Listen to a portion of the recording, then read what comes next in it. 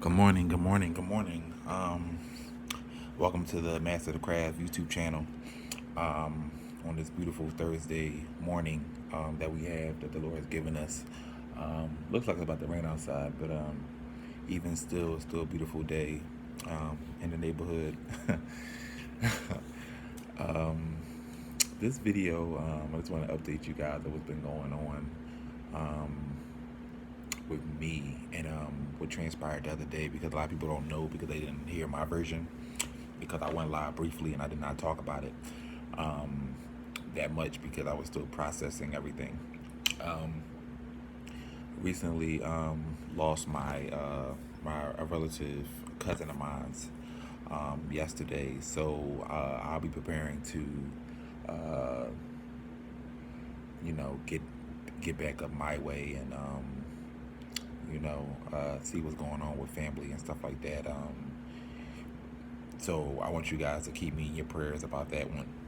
Um, anytime you lose somebody, um, it's always rough.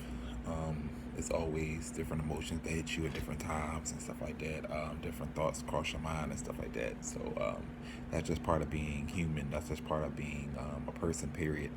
Um, loss happens. We take a lot of losses in life, but we learn how to deal with things as they come, um, and then enduring is when strength comes.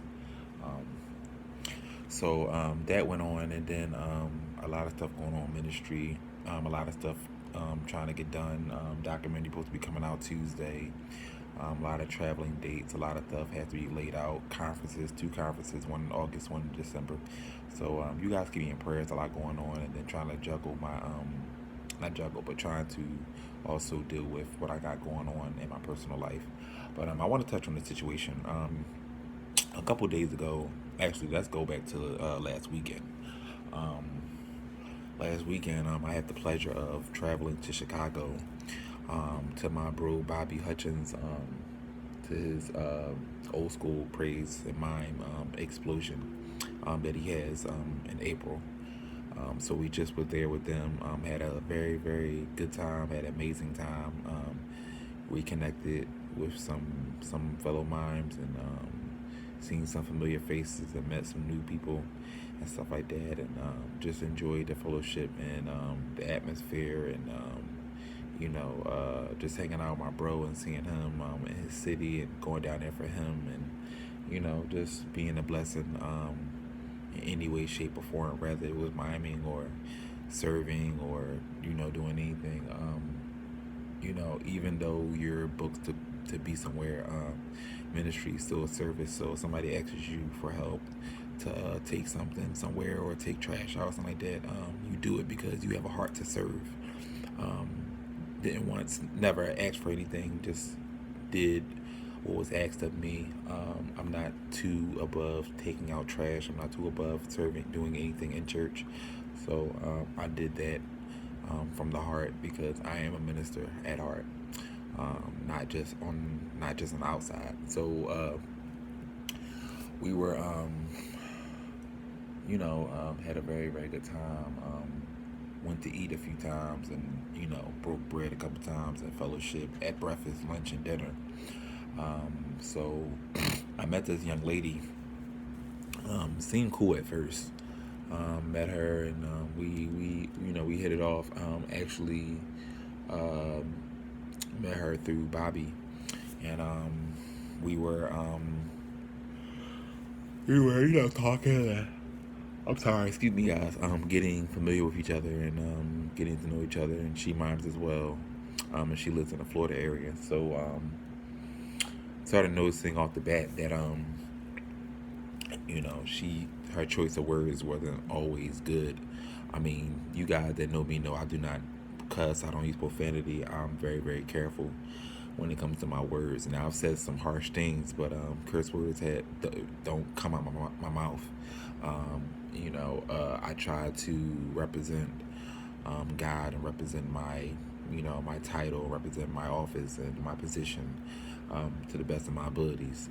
But noticing that she has some very different language, and without her being in ministry form, didn't really reflect um, a child of God to me. I mean, it should show.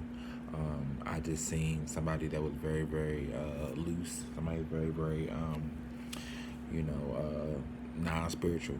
Didn't really see a spiritual person. Um, Looking at her, and without us being in church, didn't really see that. So I started noticing that she was the type of person that talked about people when they wasn't around.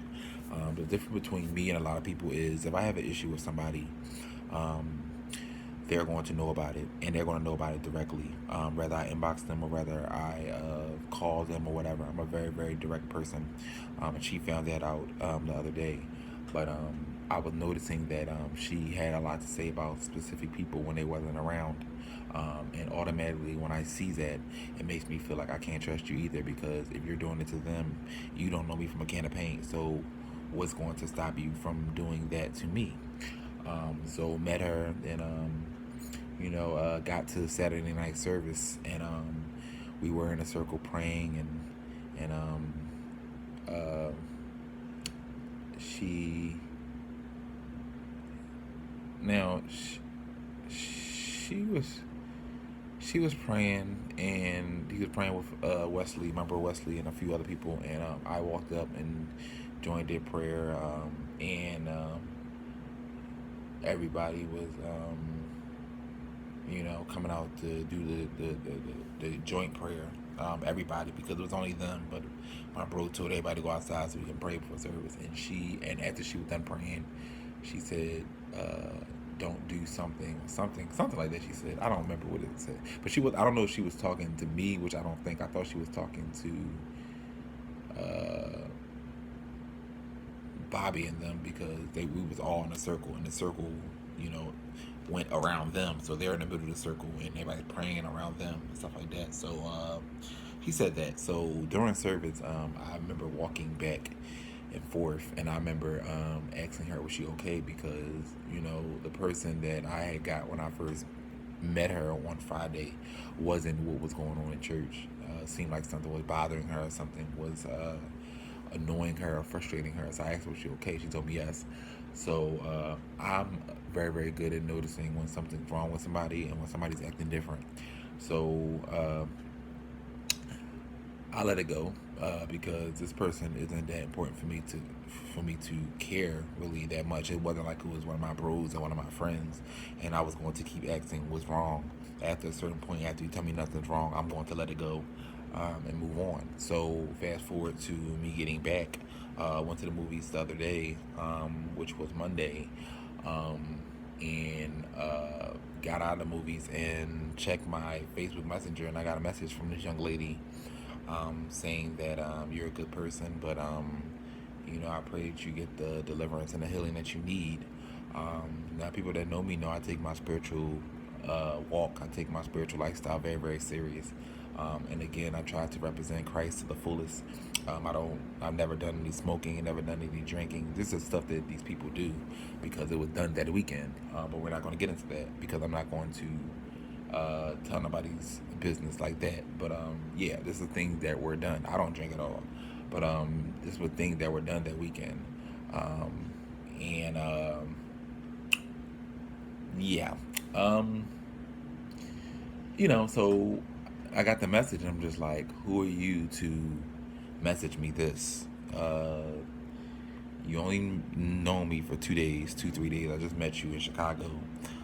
You have nothing to go on. Only thing, if you say anything, it would be because somebody told you something, but your message led on that you didn't hear from nobody. You were just in this type of spiritual bag or something like that, where you seen something. And I want you to know here on this video that you didn't see anything, because I try to do things the right way spiritually.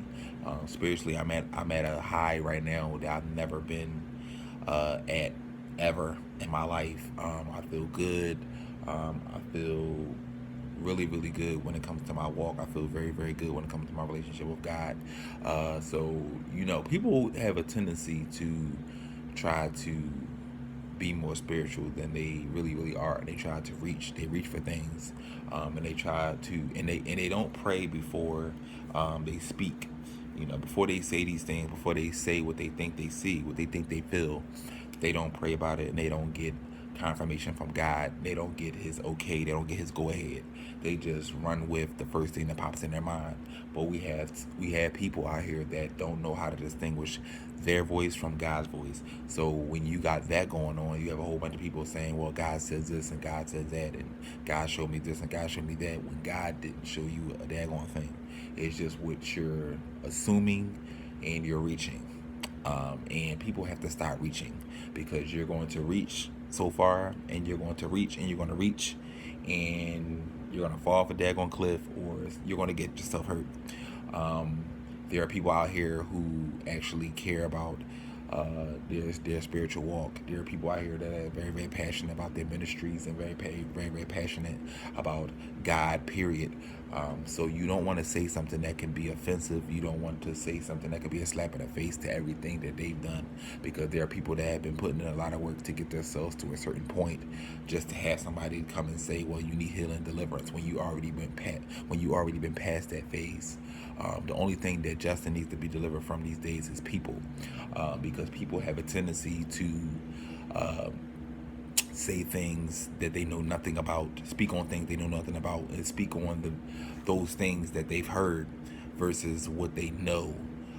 So if I need to be delivered from anything, it's from people, it's from people's opinions, it's from people's attitudes, and people's manipulation, how they try to manipulate the people and try to make the people think that what they're saying is true, when it's in all actuality is not.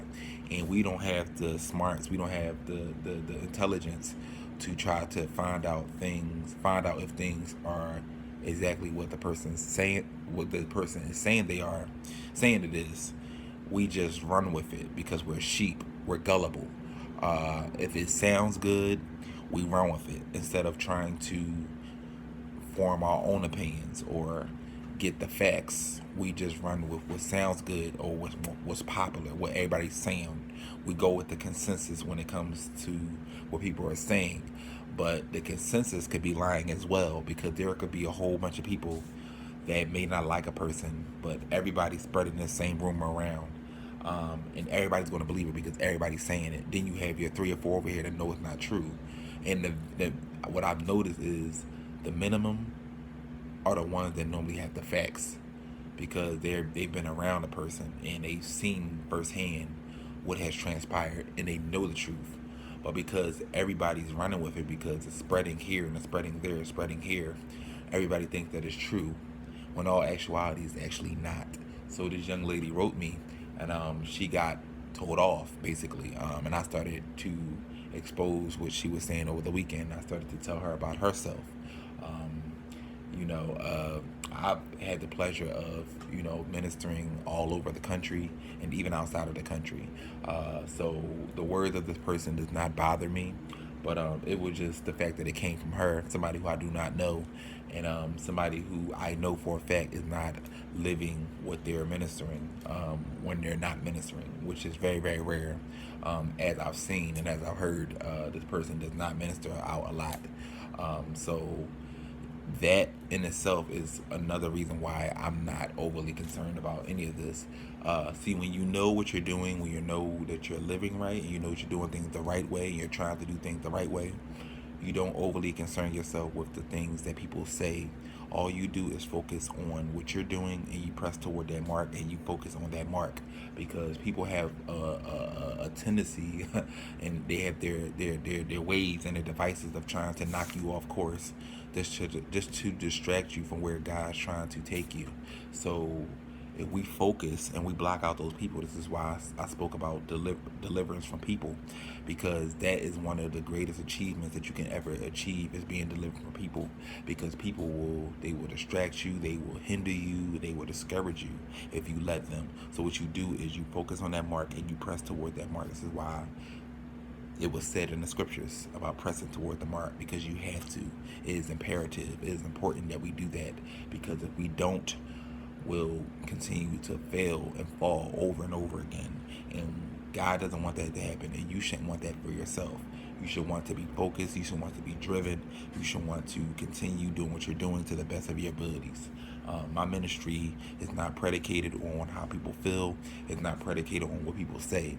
It's only God focused and God fueled. So with that being said, um, this young lady said what she said, and it doesn't stop anything going on over here, because we know how we're living over here. We know that we're reading our Bible, and we know that we're praying constantly, and we're constantly fasting, and we're constantly doing things to sharpen our sword, and we're constantly doing things to better ourselves as a person and as a spiritual being, and as a minister and an evangelist. We're doing things that we're supposed to be doing, and as a mind and as a preacher, we're doing things that are very, very important, that are key to our success.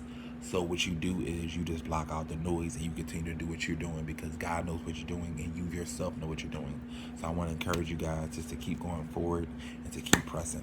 Amen. I'll talk to you guys later. Peace.